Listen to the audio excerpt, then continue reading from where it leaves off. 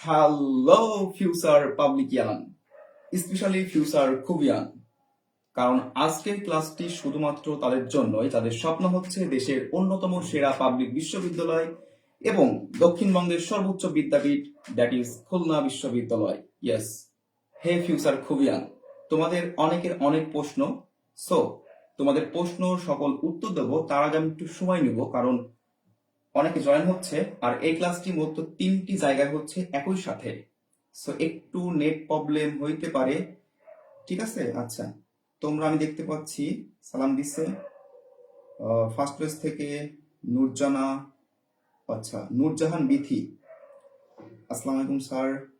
Sir আপনার suggestion থেকে আজকে মেটাফোর পড়ছে। হ্যাঁ, তোমরা জানো যে আজকে ঢাকা বিশ্ববিদ্যালয়ের বি ইউনিট অর্থাৎ মানবিক ইউনিটে হচ্ছে কি পরীক্ষা হয়েছে, ঠিক আছে?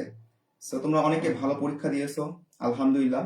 যারা হচ্ছে সাজেশন গুলো ফলো করছো, আমি বারবার করে বলছিলাম যে ঢাকা বিশ্ববিদ্যালয় এবং খুলনা বিশ্ববিদ্যালয়ে চান্স পেতে গেলে তোমাকে অবশ্যই লিখিত অংশ ভালো করতে হবে।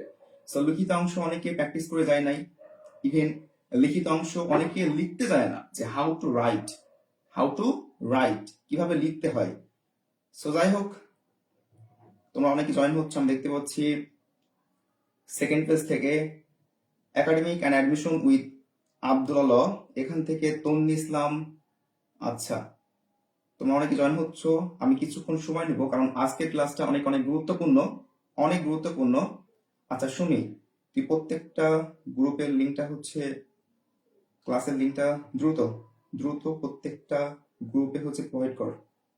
কিছুক্ষণের মধ্যে ক্লাসটি শুরু করে দেবো ইনশাল্লাহ। কিছুক্ষণ আগেই এই যে যারা হচ্ছে ঢাকা ইউনিভার্সিটি পেইড ব্যাচ ছিল আমার, সো তাদের হচ্ছে প্রশ্ন সলভ করে দিছিলাম। সো তোমাদের হচ্ছে আজকে ক্লাসের টপিক হচ্ছে এটা, সেটা হচ্ছে কি খুলনা বিশ্ববিদ্যালয়ের প্রশ্ন কি ঢাবির মতো হবে নাকি কেমন হবে। সো এটা নিয়ে এ টু জেড বলবো ইনশাল্লাহ। তার আগে আমি একটু চেক করে নিই সবকিছু ওকে আছে কিনা। আই থিঙ্ক তোমরা শুনতে পাচ্ছ এবং দেখতে পাচ্ছ দুইটা পেজ থেকেই, আর একটি জায়গার রেকর্ড চলছে। আচ্ছা ভেরি গুড, এই তো শুনতে পাচ্ছে এবং দেখতে পাচ্ছে। আচ্ছা ফাইনালি আমি একটু চেক করে নিই, তারপরে ক্লাসটি শুরু করে দিব। তোমাদের যে আজকে মোস্ট রিকোয়েস্ট আজকের ক্লাসটি, আচ্ছা শুনি দ্রুত। এখানে প্রত্যেকটা পেইড ব্যাচের যে গ্রুপ রয়েছে, মেসেঞ্জার গ্রুপ, ওখানে লিংক প্রোভাইড করলে হবে। আচ্ছা, আমি আর মাত্র 30 সেকেন্ড নিব, তোমাদের সময় আমি অপচয় করতে চাই না, কারণ আর মাত্র কয়েকদিন বাকি, তাই না, খুলনা বিশ্ববিদ্যালয় ভর্তি পরীক্ষা। আচ্ছা ভেরি গুড, আচ্ছা আচ্ছা ভেরি গুড। তোমরা ফার্স্ট পেজ থেকে আমি দেখতে পাচ্ছি তমা, বিথি, মিথিলা, মিথিলা ফ্রম যশোর, কুমিল্লা থেকে কি এটা? আচ্ছা, অনেক জায়গা থেকে দেখছো, আমি দেখতে পাচ্ছি ফার্স্ট পেজ থেকে। হ্যাঁ, একই সাথে এটা হচ্ছে দুইটা জায়গা হচ্ছে, তোমরা অনেক জায়গা থেকে দেখতেছো এবং তোমাদের স্বপ্ন দক্ষিণবঙ্গের সর্বোচ্চ বিদ্যাপীঠ এবং সারা বাংলাদেশের অন্যতম সেরা পাবলিক বিশ্ববিদ্যালয়, দ্যাট ইজ খুলনা বিশ্ববিদ্যালয়। আচ্ছা, আমি আর কারোর কমেন্ট পড়বো না, কারো কমেন্ট কি পড়বো না। দেখো, ফার্স্ট অফ অল তোমাদের কিছু সুখবর দিই। সুখবর কেন? বাঙালি সবসময় সুখবর শুনতে ভালো লাগে, তাই না? আচ্ছা, সুখবরগুলো কি কি দেখি আগে। দেখো, ফার্স্ট অফ অল খুলনা বিশ্ববিদ্যালয়ের, আচ্ছা ফার্স্ট অফ অল কি খুলনা বিশ্ববিদ্যালয় অর্থাৎ কেইউ, এই খুলনা বিশ্ববিদ্যালয়ে লিখিত কোনো ফেল নাই। যেমন আজকে ঢাকা বিশ্ববিদ্যালয় পরীক্ষা হলো, আজকে কিন্তু ঢাকা ইউনিভার্সিটি রিটেনে অনেকে কিন্তু ফেল করবে এবং রিটেনে ফেল করবে প্রায় 90% স্টুডেন্ট, অর্থাৎ 100 জনের মধ্যে 90 জন ফেল আর বাকি 10 জন হচ্ছে পাস। এটা হচ্ছে ঢাবির কথা বললাম। কিন্তু তোমার একটা সুযোগ, অনেকে প্রশ্ন করে যে স্যার খুলনা বিশ্ববিদ্যালয় কি রিটেনে কত মার্ক তুলে পাস? না, খুলনা বিশ্ববিদ্যালয়ে পাস করা একদমই সহজ। আমি ফের বলছি, আবারও বলছি যে খুলনা বিশ্ববিদ্যালয় এই যে কেইউ, এখানে পাস করা একদমই সহজ। তোমাকে জাস্ট এমসিকিউ 30% নাম্বার তুলতে হবে, অর্থাৎ তোমাকে এই যে 60 নম্বরের যে 18 তারিখে পরীক্ষা হবে, 18 এবং 19 তারিখে, এখানে তোমার 30%, মানে তোমার হচ্ছে 18 বা 19 এইরকম সামথিং লাইক দ্যাট, তাহলে কি তুমি পাস। বাট খুলনা বিশ্ববিদ্যালয় পাস করা সহজ হলেও তোমাকে টপ পজিশন করে টপ সাবজেক্ট, যেমন লতে চান্স পেতে গেলে তোমাকে অবশ্যই 1 থেকে 100-র মধ্যে সিরিয়াল আনতে হবে। তারপরে কি অনেকের স্বপ্ন হচ্ছে সিএসসি, সায়েন্সের সাবজেক্টের কথা বলছি, সিএসসি ফার্মেসি। এখানে কিন্তু তোমাকে চান্স পেতে গেলে 100-র মধ্যে বা 60-এর মধ্যে টপ পজিশন করে চান্স পেতে হবে। অর্থাৎ তাহলে আমরা কি শিখলাম, সেটা হচ্ছে খুলনা বিশ্ববিদ্যালয়ে চান্স পাওয়া সহজ, মানে কি পাশ করা সহজ, কিন্তু সাবজেক্ট পাওয়া কঠিন। বিকজ খুলনা বিশ্ববিদ্যালয়ের আসন সংখ্যা খুবই সীমিত। যেমন ঢাকা ইউনিভার্সিটিতে তোমার প্রায় 5K থেকে 6K, অর্থাৎ 5,000 থেকে 6,000 শুধু সিট রয়েছে, কিন্তু খুলনা বিশ্ববিদ্যালয়ে মাত্র সিট রয়েছে 1100 সামথিং লাইক দ্যাট। মাত্র কয়তো 1100, মাত্র 1100 সিট রয়েছে এই খুলনা বিশ্ববিদ্যালয়ে। আর ঢাকা ইউনিভার্সিটি সিট রয়েছে প্রায় হাজার হাজার সিট রয়েছে। দ্যাট ইজ ওয়াই এখানে একটা আসনের জন্য লড়ে অনেক স্টুডেন্ট। যেমন খুলনা বিশ্ববিদ্যালয় লড়ছে হচ্ছে একটা আসনের জন্য 97, অর্থাৎ একটু ইমাজিন করো প্রায় 100 জন স্টুডেন্ট একটা আসনের জন্য লড়ছে। বুঝতে পারছো? কারণ কি ওই সিটের সংখ্যা কম। তারপরে যে প্রশ্নটা তোমরা করো যে ভাইয়া কাটমার্ক কত, কি মার্ক? কাটমার্ক। অনেকে প্রশ্ন করে, এটা কমন, যে খুলনা বিশ্ববিদ্যালয়ে কাটমার্ক কত। আচ্ছা দেখো, CUT, কাট মার্ক। আচ্ছা, very good. First of all Khulna university তোমার নাম্বার প্রকাশ করে না, যে তুমি বাংলায় কত পাইছো, তুমি ইংলিশ কত পাইছো, তুমি জিকে তে কত পাইছো। যেমন ঢাকা ইউনিভার্সিটি যখন রেজাল্ট পাবলিশ করবে, দেখবা তুমি বাংলায় কত পাইছো, তুমি হচ্ছে ইংলিশে কত পেয়েছো, তুমি হচ্ছে জিকে তে কত পেয়েছো, সব ওরা হচ্ছে ইন ডিটেলস বিস্তারিত ওরা লিখে দেবে বা ওয়েবসাইটে প্রকাশ করবে। কিন্তু খুলনা বিশ্ববিদ্যালয়ে অনলি তোমার মেরিট পজিশন, যেমন তুমি কি ফার্স্ট হয়েছো, নাকি তুমি 100তম হয়েছো, নাকি হচ্ছে তুমি হচ্ছে 200তম হয়েছো, নাকি তুমি হচ্ছে 5তম হয়েছে, মানে পঞ্চম হয়েছে, তোমার এইটা প্রকাশ করবে মেরিট লিস্ট। যেমন জাহাঙ্গীরনগর ইউনিভার্সিটি BUP তে প্রকাশ করে, হ্যাঁ, তোমার হচ্ছে কি মেরিট লিস্টটা প্রকাশ করবে ওরা। আশা করি বুঝছো। তবু আমি একটু বলে দিই যে কাট মার্ক কত। অনেকে বলে ভাইয়া সেফ জোন কত। খুলনা ইউনিভার্সিটি সেফ জোন মানে হচ্ছে কত নাম্বার পেলে একটা সাবজেক্ট পাওয়া যায় মিনিমাম। আচ্ছা, ভেরি গুড। দেখো তাহলে কি কাট মার্কের বিষয়টা হচ্ছে কি, first of all Khulna university তোমার রেজাল্ট পাবলিশ করে না, অর্থাৎ তোমার জাস্ট মেরিট প্রকাশ করবে, এবং তুমি কোন কোন সাবজেক্টে কোন কোন বিষয়ে কত পাইছো এটা কিন্তু খুলনা ইউনিভার্সিটি প্রকাশ করে না। এইবার দেখো খুলনা বিশ্ববিদ্যালয়ে কি, আচ্ছা কে প্রশ্ন করছে ফার্স্ট পেজ থেকে, নাফিয়া, নাফিয়া না নাজিয়া ইসলাম, স্যার খুলনা ইউনিভার্সিটির লিখিত ফেল নাই? না, হ্যাঁ খুলনা ইউনিভার্সিটির লিখিত কোনো ফেল নাই। তুমি যদি হচ্ছে বাংলায় সাপোজ সি ইউনিট যে বাংলা রয়েছে 10 মার্ক, একটু পরে আমরা দেখবো A to Z। তো এখানে যে বাংলা রয়েছে, এখানে বাংলায় যদি তুমি হচ্ছে 10-এর মধ্যে সাপোজ 1 পাইলা, তাও তুমি কিন্তু পাস। ওইদিকে ইংলিশে 30-এর মধ্যে তুমি হচ্ছে ধরো তুমি 25 পাইছো ইংলিশে, তাহলে কি তোমার কিন্তু ওইদিকে MCQ যদি 60-এর মধ্যে তোমার হচ্ছে 40+ হয়ে থাকে, তাহলে তুমি কিন্তু একটা স্ট্যান্ডার্ড একটা নাম্বার পাবা এবং একটা সাবজেক্ট পাবা ইনশাল্লাহ। তাহলে কি লিখিত কোনো ফেল নাই, no fail in Khulna university. আচ্ছা, তারপরে যেটা বলতেছিলাম যে খুলনা বিশ্ববিদ্যালয়ে সেফ জোন কত। অনেকে বলে ভাইয়া কত নাম্বার তুলতে পারলে MCQ লিখিত একটা সাবজেক্ট পাবো, মিনিমাম একটা সাবজেক্ট পাবো, আমার টপ সাবজেক্ট পেতে হবে না, আমি ল, আমাকে আমার টপ সাবজেক্ট যেমন ল, CSE, ফার্মেসি আমি পাওয়ার দরকার নাই, বাট আমার একটা ট্যাগ দরকার। অনেকের স্বপ্ন কি যে একটা পাবলিকান হবে, ট্যাগ দরকার, যে আমাকে পাবলিকান হতে হবে, আমার একটা ট্যাগ দরকার, তাই না? লোগোওয়ালা টি-শার্ট পরবে, লাল নীল বাসে চড়বে, জাস্ট এটা তাদের স্বপ্ন, কত টপ সাবজেক্ট দরকার না তাদের। আচ্ছা, তো তাদের জন্য দেখো সেফ জোন আমি যদি বলি 62 থেকে 65 থাকলে তুমি একটা সেফ জোন। কেন? দেখো যারা টপ পজিশন করে, কান খাড়া করে শুনে রাখো, যারা খুলনা ইউনিভার্সিটি টপ পজিশন করে, টপ পজিশন বলতে 1 থেকে শুরু করে 100-র মধ্যে যারা টপ পজিশন করে, তারা খুলনা ইউনিভার্সিটিতে মার্ক পায় 72+। অর্থাৎ 72 থেকে যারা 85 মার্ক পায়, তারাই কিন্তু হচ্ছে 1 থেকে 100-র মধ্যে তারা হচ্ছে সিরিয়াল অর্জন করে। তাহলে কত মার্ক, কত মার্ক বললাম? 72, মানে 72 থেকে 85 নম্বর যারা থাকে 100-র মধ্যে, এখানে কিন্তু নো জিপিএ মার্ক। তোমরা কিন্তু জানো যে খুলনা ইউনিভার্সিটি কিন্তু ঢাকা ইউনিভার্সিটির মতো কিন্তু জিপিএ মার্ক নাই। ঢাকা ইউনিভার্সিটি যেমন 20 মার্ক জিপিএ কাউন্ট করে, Dhaka university GPA mark count করে, তোমরা এটা জানো। কিন্তু এখানে খুলনা ইউনিভার্সিটি জাস্ট কি, তুমি যে 100 নম্বর পরীক্ষা দিবে 18 এবং 19 তারিখে, ওই তারিখে 100 নম্বরের মধ্যে তুমি যা পাবা ওইটা অনুযায়ী তোমার কিন্তু মেরিট লিস্ট প্রকাশ হবে। সো এখানে কিন্তু বিগ অ্যাডভান্টেজ ফর যাদের হচ্ছে জিপিএ মার্ক খুবই কম, যেমন 3.50, যাদের হচ্ছে কি 3.50 একটু কম হয়ে গেছে, জিপিএ একটু খারাপ হয়ে গেছে, এইচএসসি 25 ব্যাচ অনেকে খারাপ করছে, সো তাদের জন্য এটা কিন্তু বিগ অপরচুনিটি, অনেক বড় সুযোগ এটা। আচ্ছা, সো এটা নিয়ে টেনশন করবে না। তাহলে কি তোমার এই 100 নম্বরের মধ্যে তোমাকে কত তুলতে হবে? 62 থেকে 65। বাট কিন্তু এখানে একটা কিন্তু রয়েছে। কি রয়েছে? এখানে একটা কিন্তু রয়েছে। কি কিন্তু? এখানে সবসময় নির্ভর করবে হচ্ছে প্রশ্নের ওপর। প্রশ্ন যেমন আজকে ঢাকা ইউনিভার্সিটি প্রশ্ন অনেকে বলছে কঠিন হয়েছে, অনেকে বলছে এমসিকিউ ভালো হয়েছে, অনেকে বলছে লিখিত ভালো হয়েছে, তাই না? তো যাই হোক, ওভারঅল কি স্ট্যান্ডার্ড হয়েছে ঢাকা ইউনিভার্সিটি প্রশ্ন। তো দেখো, এইরকম যদি প্রশ্ন হয়, মানে কি কঠিন প্রশ্ন দেয়, তাহলে কম নাম্বার পেলেও কিন্তু তখন কাটমার্ক কিন্তু কম হবে। আর যদি প্রশ্ন যদি সহজ দেয়, মানে কি ইজি দেয়, একদমই সহজ, ঠিক আছে, তাহলে কি তখন কিন্তু হচ্ছে কি কাটমার্ক বেশি হয়ে যাবে।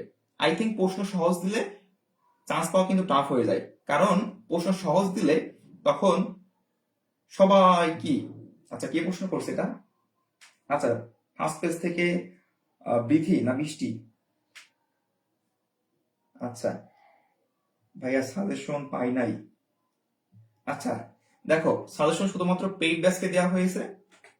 যেমন হচ্ছে প্যারাগ্রাফ পেইড ব্যাচকে দিয়েছি মাত্র 8টা, ওই 8টার মধ্যে আসবে ইনশাল্লাহ। যেমন এর আগের বারও তোমরা জানো যে আমার পেইড ব্যাচ যারা ছিল তাদের প্যারাগ্রাফ সাজেশন দিয়েছিলাম, সেখান থেকে 3 নম্বর প্যারাগ্রাফটা the important of having a dream, এটা কিন্তু চলে আসছে।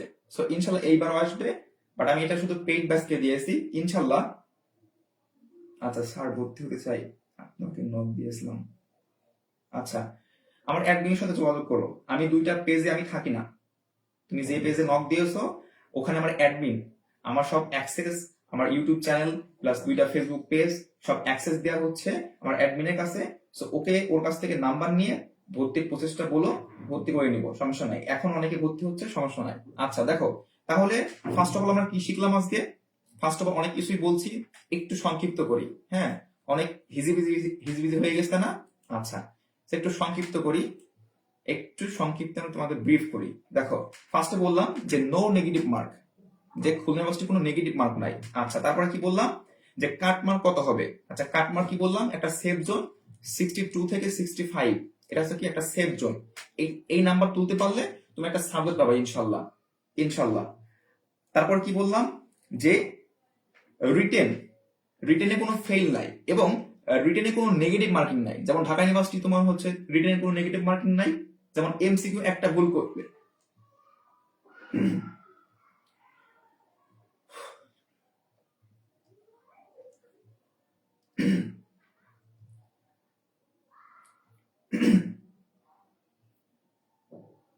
আচ্ছা, কিছুক্ষণ আগেই মানে গলার স্বরটা বসে গেছে, বুঝছো?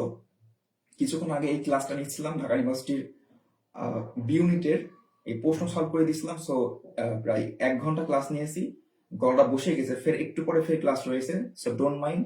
মনে হচ্ছে গলাটা একটু হচ্ছে মানে সাথে পানিও নাই যে একটু পানি খাবো, সো এটা ইগনোর করো, ঠিক আছে? মানে কথা বলতে একটু কষ্ট হচ্ছে। আচ্ছা যাই হোক, যেখানে ছিলাম দেখো, মানে কিছুক্ষণ আগে একটা ক্লাস নিয়েছিলাম, তার আগে আরেকটা ক্লাস নিয়েছিলাম। পরপর 2টা ক্লাস নিয়েছি। প্লাস তোমাদের এখন আমার অ্যাডমিন বললো যে স্যার সামনে তো খুলনা ইউনিভার্সিটি পরীক্ষা, সো অনেকে প্রশ্ন করছে স্যার আপনি কি সলিউশনটা দিয়ে দেন। হ্যাঁ, অনেকে তোমরা হচ্ছে প্রশ্ন করছো এবং রিকোয়েস্ট করছো। সো তোমাদের কথা ভেবেই ভাবলাম যে শুধু আমার পেইড ব্যাচ নিয়ে আমি ভাববো কেন, আমার যারা হচ্ছে নন পেইড ব্যাচ, আমার যারা ফলো করে 2টা পেজে, তাদের জন্য কিছু করার উচিত, ঠিক আছে? দ্যাট ইজ হোয়াই আমি এই ক্লাসটা নিচ্ছি। এত কিন্তু আমার এখন পেইড ব্যাচের ক্লাস রয়েছে, লিখিত ক্লাস রয়েছে, ঠিক আছে? খুলনা ইউনিভার্সিটির লিখিত ক্লাস রয়েছে ওদের একটু পরেই। তো যাই হোক, দোয়া করে তাহলে ক্লাসটি শেষ করতে পারি। মানে গলার যা দেখছি, মানে কষ্ট হচ্ছে কথা বলতে। যাই হোক, দেখো যেটা বলছিলাম, তাহলে সেফ জোন কত? 62 থেকে 65, ঠিক আছে? আচ্ছা, এটা গেল। তারপর দেখো, এইবার তোমাদের আমি আজকের ক্লাসের যে আমাদের টপিক, আজকের ক্লাসে যে টপিক, আচ্ছা তার আগে আরেকটা প্রশ্ন তোমরা করো খুবই, সেটা হচ্ছে, সেটা প্রশ্নের আনসার দিব যে খুলনা বিষয় হচ্ছে 4টা ইউনিট, তাই না? এ, বি, সি আর ডি। সো এই 4টা ইউনিটে তোমার হচ্ছে কত মেরিট পর্যন্ত গিয়েছিল, মানে এর আগের বছরে কত মেরিট পর্যন্ত গিয়েছিল, মানে সর্বনিম্ন কত পজিশন পেলে বা কত লাস্ট মেরিট পর্যন্ত কত পজিশন ছিল। দেখো এ ইউনিট, এটা হচ্ছে সায়েন্সের ইউনিট, তোমরা অনেকে জানো এ ইউনিট হচ্ছে সায়েন্সের, বি হচ্ছে সায়েন্সের। সো এ ইউনিটে হচ্ছে এখানে তোমার গিয়েছিল, এ ইউনিটে হচ্ছে 800 তাদের সিরিয়াল, মানে এটা হচ্ছে কি ম্যাক্সিমাম, ঠিক আছে, যাদের সিরিয়াল হচ্ছে কি 800-র মধ্যে ছিল তারা কিন্তু সাবজেক্ট পেয়েছিল। তাহলে দেখো তুমি যদি এ ইউনিটে ধরলাম তোমার 1200 সিরিয়াল, এই সিরিয়াল যদি তোমার হচ্ছে ঢাকা ইউনিভার্সিটি হয় তাহলে কিন্তু তুমি চোখ কান বোঝা একটা সাবজেক্ট পেয়ে যাবা। বাট তুমি খুলনা ইউনিভার্সিটিতে 1000 সিরিয়াল অর্জন করেও যদি তোমার কোটা না থাকে, যেমন মুক্তিযোদ্ধা কোটা, বিকেএসপি কোটা, ক্ষুদ্র নিগোষ্ঠী কোটা, এই সকল কোটা যদি না থাকে তাহলে কিন্তু তোমার ভাইয়া ওই যে বললাম খুলনা ইউনিভার্সিটি চান্স পাওয়া সহজ, পাশ করা সহজ, কিন্তু টপ পজিশন পেয়ে টপ সাবজেক্ট পাওয়া কিন্তু কঠিন। কারণ কি এখানে সিট সংখ্যা কম।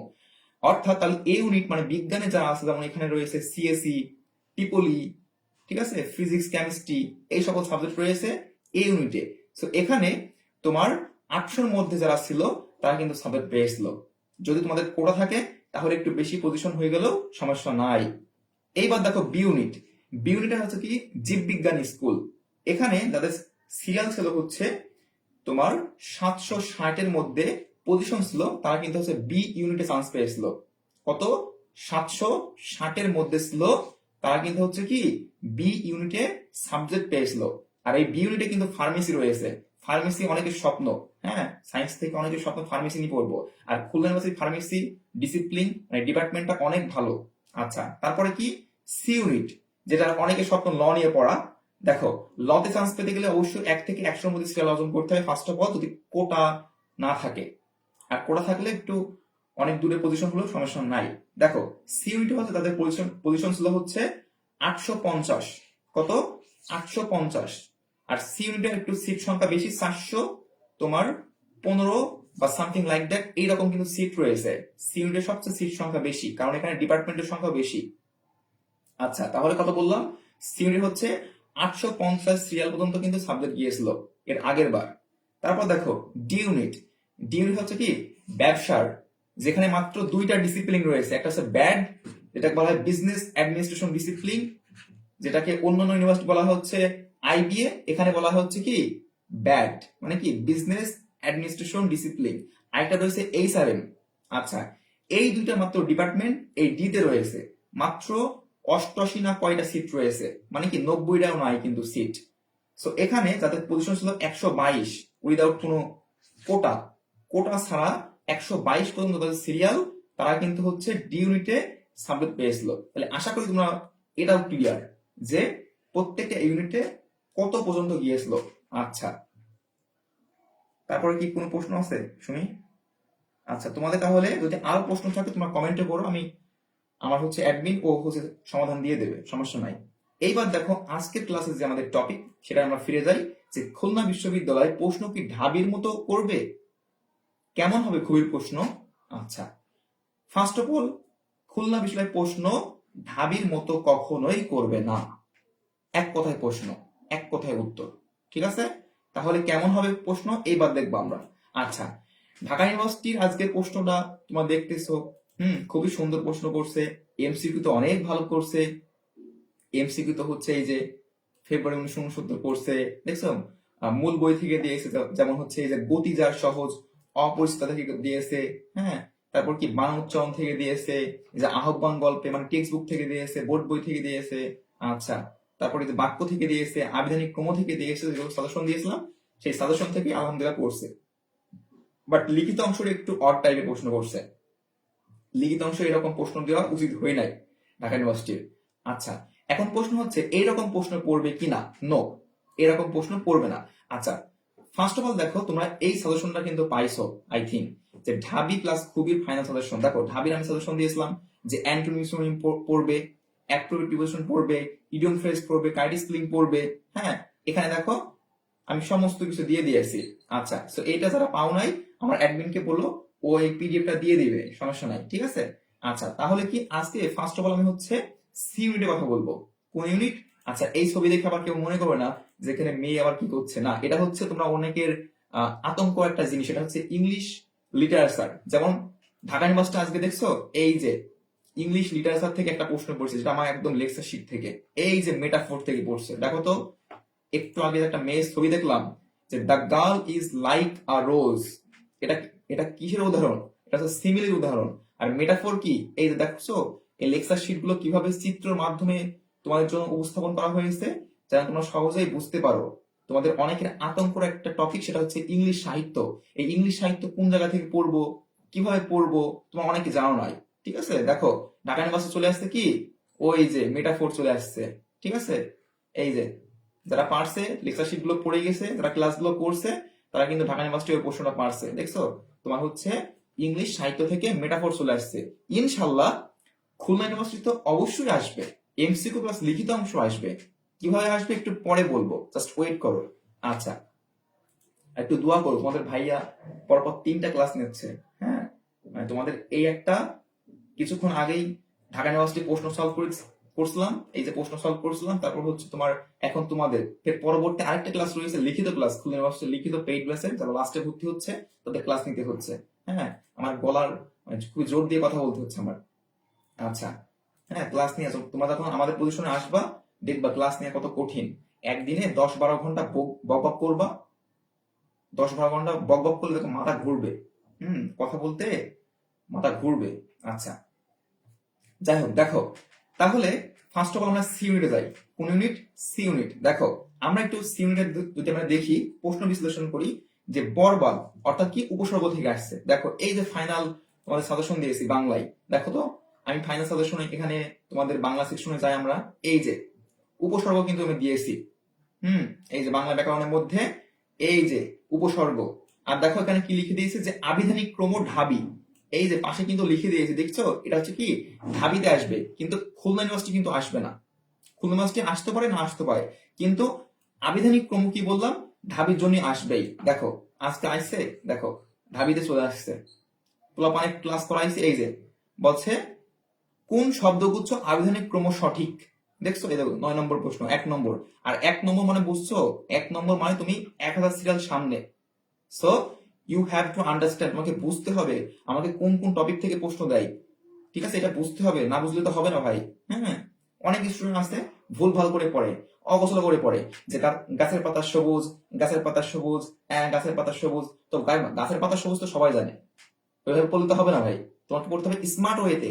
কারণ তুমি দক্ষিণবঙ্গের যেখানে বাগরা বসবাস করে, এই যে দক্ষিণবঙ্গ মানে সুন্দরবন, সুন্দরবনে বাগরা বাস করে, আর তুমি দক্ষিণবঙ্গের সর্বোচ্চ বিদ্যাপীঠ খুলনা বিশ্ববিদ্যালয়ে ভর্তি পরীক্ষা দিবে, তুমি তো স্মার্ট হতে হবে ভাই। তোমাকে তো হচ্ছে যে গাছের পাতা সবুজের মতো পড়লে তো হবে না, তোমাকে তো রয়্যাল বেঙ্গল টাইগার হতে হবে। গাধার মতো শুধু খাটলেই হবে না ভাই। ঠিক আছে, স্মার্ট ওয়েতে পড়তে হবে, কোনগুলো আসবে সেগুলো জানতে হবে। আচ্ছা দেখো, তাহলে ফার্স্ট অফ অল এই যে তোমাদের এমসির কথা বলি। আচ্ছা বাংলা দিয়ে শুরু করি। দেখো বাংলা দিয়ে, বাংলা বেশি পড়তে হবে না, বাংলায় মাত্র 20 নম্বর, মানে কি 20 নাম্বার। আচ্ছা, এমসিকিউ আর লিখিত অংশ মিলে। দেখো একটা কথা মনে রাখবা, যে খুলনা বিশ্ববিদ্যালয় তোমার মাত্র গুটি কয়েক টপিক থেকে প্রশ্ন দেবে, মানে কি তোমাদের একদমই সহজ করে দিই বিষয়টা। যেমন এই যে ফাইনাল সাজেশনের মধ্যে, ঠিক আছে, যেমন আমি একটু বলি, যেমন এই যে সমর্থক শব্দ মাস্ট পড়বা। এখন সমর্থক শব্দ কোন কোন জায়গা থেকে পড়বা? ফার্স্ট অফ অল এর আগে যে প্রশ্নটা করছিল, বিদ্রোহী কবিতার নেহারি মানে কি? কি মানে কি? নেহারি। এই যে নেহারি মানে কি? নেহারি মানে কি? দেখে বা প্রত্যয় করে। ঠিক আছে, যেমন শালতি মানে কি? মাসি পিসি গল্পের শালতি। এরকম যে প্রত্যেকটা গদ্য পদ্যের এইচএসসি 25 ব্যাচের, ঠিক আছে, এইচএসসি 25 ব্যাচের যে শর্ট সিলেবাস, ঠিক আছে, এইচএসসি 25 ব্যাচের শর্ট সিলেবাসে যে গদ্য পদ্য গুলো রয়েছে, শব্দগুলো মাস্ট পড়বা। ঠিক আছে, আচ্ছা তারপর কি পারিভাষিক শব্দ, বিপরীত শব্দ পড়তে হবে না, আসবে না। শব্দের উচ্চটা একটু পড়বা, যেমন শব্দের উচ্চ দেখছো আজকে কিন্তু ঢাকা ইউনিভার্সিটি আসছে, এই যে ঢাকা ইউনিভার্সিটি শব্দের উচ্চ দেখে একটা আসছে, ওই যে তোমার আরবি শব্দ, এই যে যে জাহেল শব্দটি কোন মানে কোন ভাষার উৎস, এটা তাহলে কি এটা হচ্ছে আরবি শব্দ। এটা হচ্ছে খুলনা ইউনিভার্সিটি কিন্তু দিতে পারে। সো খুব সাবধান, এই ফাইনাল সাজেশনের যে টপিক গুলো পেইড বেসে তো লেকচার শিট দিয়ে আসছি, প্রত্যেকটা বিষয়ে কিন্তু লেকচার শিট দেওয়া আছে। বাংলার 10টা, ইংলিশের প্রায় 15টা, সাধারণ জ্ঞানের 12টা, লিখিত অংশের 3টা লেকচার শিট, এবং ইংলিশ সাহিত্যের উপর 2টা লেকচার শিট। এইগুলো পড়লেই এবং যেভাবে বলা হয়েছে পেইড বেসে, ইনশাল্লাহ ওইভাবে ফলো করে যাও, ইনশাল্লাহ ইনশাল্লাহ তোমরা টপ পজিশন করবা। জাস্ট একটু এই কয়দিন লিখিত অংশ পড়ো আর মুখস্থ বিদ্যাগুলো ভালো করে পড়ো। মুখস্থ বিদ্যা কোনগুলো? এই যে বাংলার মুখস্থ বিদ্যা, যেমন সমর্থ শব্দ, এটা কিন্তু বোঝার বিষয় নাই। সমর্থ শব্দ কি বোঝার বিষয়? যেমন নেহারি মানে কি, এটা কি বোঝার বিষয়? নো, এটা তো মুখস্থ বিদ্যায়। যে নেহারি শব্দের অর্থ হচ্ছে দেখে, ঠিক আছে। আচ্ছা, সাউদি শব্দের অর্থ কি, এটা তো মুখস্থ করার বিষয়। আচ্ছা, তারপর কি পারিভাষিক শব্দ, তারপর কি শব্দের উৎস, যেমন হচ্ছে কি বাবা কোন ধরনের শব্দ, একবার আসছে ঢাকা ইউনিভার্সিটি প্রশ্ন, বাবা হচ্ছে কি ফার্সি, ফরসি, তুর্কি, নাকি ওলন্দাজ, নাকি পর্তুগিজ, নাকি কি? এটা হচ্ছে কি, এটা হচ্ছে বাবা হচ্ছে তুর্কি শব্দ, ঠিক আছে। আচ্ছা দেখো, বানান থেকে প্রশ্ন আসছে। এই যে আজকে হচ্ছে উচ্চারণ থেকে প্রশ্ন আসছে ঢাকা ইউনিভার্সিটি। তাহলে কি মাত্র কয়েকটা টপিক দিয়েছি ঢাকা ইউনিভার্সিটি এবং খুলনা ইউনিভার্সিটির জন্য। দেখো ঢাকা ইউনিভার্সিটি প্রত্যেকটা টপিক কিন্তু এখান থেকে এবং লেকচারশিট থেকে কিন্তু চলে আসছে আজকে, আলহামদুলিল্লাহ। যে সকল স্টুডেন্টরা আমার কথা শুনছে, সাজেশন গুলো পড়ছে, তারা ইনশাল্লাহ ভাবিয়ান হবে সবাই, ইনশাল্লাহ। আর যারা একটু মাতব্বরি পণ্ডিত করছে, তারা ওই যে বাস খাবে, ঠিক আছে। সো পণ্ডিত করা যাবে না, লাস্ট সময় এসে সাজেশন গুলো ভালোভাবে ফলো করো, ইনশাল্লাহ হয়ে যাবে। আচ্ছা দেখো, এক কথায় প্রকাশ, দেখছো আমি লাস্টে লিখছি, এই যে এক কথায় প্রকাশ, বাগধারা এবং প্রবাদ প্রবাসনা। কেন লাস্টে লিখছি, কি বলছিলাম আমি, যেগুলো আগে সেগুলো মোস্ট ইম্পর্টেন্ট। দেখো তো, সমর্থ শব্দ থেকে আসছে আসছে, তারপর কি এই যে শুদ্ধ বানান থেকে আসছে, উচ্চারণ থেকে আসছে, শব্দের উৎস থেকে আসছে। আর কি এইগুলো দেখো নিচে লিখেছি, মানে কি এগুলো হচ্ছে লেস ইম্পর্টেন্ট, মানে কি কম গুরুত্বপূর্ণ, তাই জন্য কিন্তু এগুলো লাস্টে লিখেছি। দেখো এইগুলো কিন্তু ঢাকা ইউনিভার্সিটি একটাও আসে নাই, ঠিক আছে। সো এইগুলো অত বেশি আমি বলেছি যে যদি টাইম থাকে তাহলে পড়বা, যদি টাইম থাকে তাহলে পড়বা, আসার পড়ার দরকার নাই।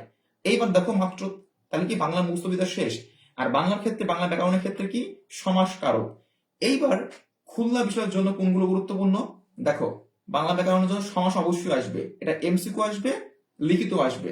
আচ্ছা, লিখিত কিভাবে আসবে, দেখো লিখিত আমি কি বলি যে শর্ট প্রশ্ন আসবে। আচ্ছা, কোথায় গেল, এই যে দেখো এর আগে যেটা পড়ছে একদমই আমাদের সাজেশন থেকে, সেটা আসছে দ্বীপ। কি বললাম, যে দ্বীপ। তোমাদের একটু আমি দেখাই, তোমরা তো বাঙালি, সবসময় প্রমাণ না, মানে প্রমাণ না দেখালে বিশ্বাস করবো না। একটু জুম করে দিই। আচ্ছা, নেট প্রবলেম তো, নেট প্রবলেম, দ্যাট ইজ ভাই একটু সমস্যা হইতে পারে, ঠিক আছে। কারণ একই সাথে তিনটি জায়গায় হচ্ছে ক্লাসটি। এই দেখো যে দ্বীপ, ঠিক আছে, বলছে যে দ্বীপের ব্যাস বাহু কি। তো দুই দিকে অবজার্ভ, এটা হচ্ছে নেপাতনের সিদ্ধ বহুব্রী সমাস। তো আমি কিন্তু এটা একদমই দাগাই দিয়েছি এরকম করে মার্কার দিয়ে। সো তোমাকে সমাস থেকে বলবে যে গায়ে হলুদ, এটা কোন সমাস, মানে কি সংক্ষিপ্ত প্রশ্ন দিবে। আর ঢাকা ইউনিভার্সিটি কোয়ালিটি যেমন পরীক্ষা হয়েছিল, খুলনা ইউনিভার্সিটি কোয়ালিটি কিন্তু পরীক্ষা হচ্ছে আমাদের।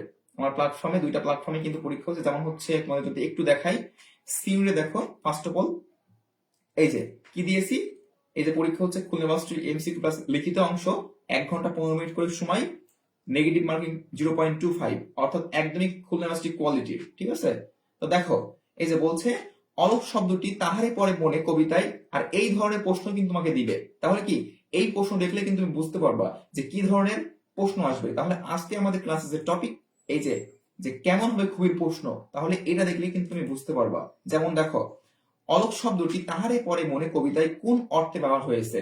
তাহলে অলক, তাহলে বললাম যে সাপোজ যে শির নেহারি আমারই মতো শির শিকড় হিমাদ্রি, এখানে নেহারি শব্দের অর্থ কি।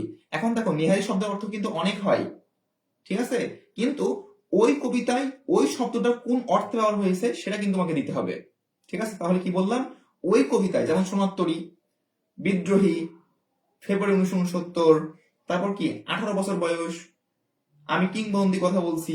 তো এইগুলো মোস্ট ইম্পর্টেন্ট। তো এইগুলোর কোন একটা যদি গুরুত্বপূর্ণ লাইন দেয়, যে ওই যে ফেব্রুয়ারি 1969 থেকে যে কৃষ্ণচূড়া, তো কৃষ্ণচূড়া দ্বারা কি বোঝানো হয়েছে, হ্যাঁ তোমাদের কিন্তু আমি প্রত্যেকটা পেইড ব্যাচে কিন্তু বলেছি কৃষ্ণচূড়া কি, এটা হচ্ছে ওই যে শহীদের যে রক্তের রং হচ্ছে কি লাল, আর এই কৃষ্ণচূড়া রং কিন্তু হচ্ছে কি লাল, অর্থাৎ এটা কি এক ধরনের আমাদের যে চেতনার চেতনা। আচ্ছা, কে প্রশ্ন করছে স্যার, আপনার অ্যাডমিনকে নক দিয়েছি, রিপ্লাই দেয়নি। আচ্ছা, academic and admission with Abdullah, এই পেজে নক দিয়েছো তোমাকে। দেখো এখানে অসংখ্য স্টুডেন্ট হচ্ছে কি নক দেয় প্রতিনিয়ত, হয়তো বা দেখি নাই, but don't be upset, upset হয়েও না, ঠিক আছে। আচ্ছা, নক দিবে ইনশাল্লাহ। দেখো তাহলে কি বললাম, ফার্স্ট অফ অল যে ওই কবিতায় ওই শব্দটি কোন অর্থে ব্যবহার হয়েছে ওটা কিন্তু দিতে হবে, তোমাকে নিজের মন মতো দিলে কিন্তু হবে না। যেমন সূর্য শব্দের সমর্থক শব্দ কিন্তু অনেক হতে পারে, কিন্তু সাপোজ ওই কবিতায় বা ওই গদ্যের ওই পদ্যে সূর্য শব্দটা কি অর্থ ব্যবহার হয়েছে, ওই লেখক কি বোঝাইছেন, ওইটা কিন্তু তোমাকে দিতে হবে। ওইটা কিন্তু মোস্ট অ্যাপ্রোপ্রিয়েট, আই থিঙ্ক বুঝছো। দেখো তারপর কি, কই ভক্ত কবিকে কিভাবে বসন্তকে বরণ করে নেওয়ার জন্য অনুরোধ করলেন। আচ্ছা, তারপর দেখো যে এখনই দেখোনি তুমি এখানে মি কি হিসাবে, এটা কি ক্রিয়া বিশেষণ নাকি সর্বনাম, এই ধরনের প্রশ্ন কিন্তু আসার সম্ভাবনা অনেক বেশি। তারপর দেখো পাতার শব্দের অর্থ কি, এই যে পাতার শব্দের অর্থ কি, সমুদ্র, তোমরা অনেকে জানো, এই ধরনের একটা ওয়ার্ড দিয়ে দেবে, ঠিক আছে। আচ্ছা, এইবার দেখো বলতো কোন সমাস, সমাস অবশ্যই আসবে, বুঝছো। তো কি বললাম যে সমাস অবশ্যই আসবে। আচ্ছা, এরকম কাঁপছে কেন, সেকেন্ড পেজ এরকম কাঁপছে কেন? হুম, আচ্ছা, তোমরা কি দেখতে পাচ্ছ সেকেন্ড পেজ থেকে একাডেমিক অ্যাডমিশন উইথ আব্দুল্লাহ। আচ্ছা দেখো, তাহলে কি সমাস, তাহলে কি সমাস আমাদের তোমাদের করাইছি, এবং তোমরা যারা নন পেইড ব্যাচে আই থিঙ্ক তোমরা জানো। দেখো তারপর কি উপসর্গ থেকে, এই যে উপসর্গ থেকে দিয়েছে, যেমন এর আগে দিয়েছিল বরবাদ, মানে কি জীবনটাই বরবাদ, তাই না? তো বরবাদ হচ্ছে কোন উপসর্গ, ফার্সি, ফর্সি নাকি ওলন্দাজ নাকি, তাই না? যদি ওলন্দাজ নাই। আচ্ছা, তারপর দেখো অমর শব্দের অর্থ কি। তারপর দেখো একটা বাংলা সাহিত্য থেকে দেবে, কি বললাম, একটা বাংলা সাহিত্য থেকে দেবে। যেমন তোমাকে বললো যে চোখের বালি এটা কি, ঠিক আছে, চোখের বালি এটা কি। তারপর কি দিল, যে শেষের কবিতা এটা কার লেখা, শেষের লেখা এটা কি, এটা উপন্যাস নাকি নাটক নাকি প্রবন্ধ, এটা হচ্ছে বলে বাংলা সাহিত্য। যেমন তোমাদের ভাইয়ের নাম করে একটা হচ্ছে উপন্যাস রয়েছে, তোমরা জানো, আব্দুল্লাহ বলে একটা উপন্যাস রয়েছে। এই উপন্যাসটা কে লিখছে জানো তোমরা, আব্দুল্লাহ উপন্যাসের লেখককে? হ্যাঁ, আব্দুল্লাহ উপন্যাসের লেখক হচ্ছে কাজী ইমদাদুল হক। এটা কিন্তু একটা উপন্যাস, অনেক জানে না, আজকে জেনে ফেললা, যদি আসে পেরে যাবা, 1 নম্বর কিন্তু হয়ে গেল, ঠিক আছে। সো এটা হচ্ছে সাহিত্য থেকে দেবে, অবশ্যই একটা এমসিকিউ লিখিত এবং রিটেনে কিন্তু থাকবে এটা।